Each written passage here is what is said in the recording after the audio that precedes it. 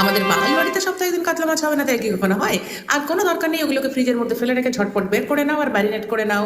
আর কড়াইতে তেল দিয়ে ঝটপট গরম করে নাও। গরম করে তেলের মধ্যে দিয়ে দাও 4-5টা শুকনো লঙ্কা। তেল গরম হয়ে গেলে তার মধ্যে দিয়ে দাও ম্যারিনেট করা মাছগুলো। ও, মাছগুলো ম্যারিনেট করবে কি করে, তাই তো? মাছগুলো ম্যারিনেট করবে 1 চামচ লবণ, 1 চামচ তেল, হলুদ আর একটুখানি সামান্য একটুখানি লেবুর রস দিতে পারো। মাছগুলো ম্যারিনেট করে নিয়ে একদম ঝটপট ভেজে নাও, উল্টে পাল্টে লাল লাল করে মাছগুলোকে ভেজে নেবে।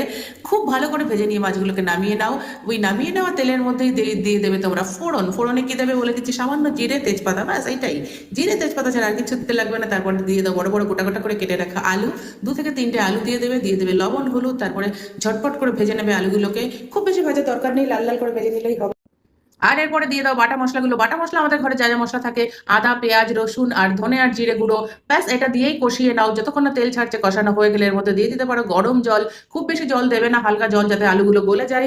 এই জলটা দেওয়ার পরে একটুখানি নাড়াচাড়া করে ঢেকে দিতে পারো।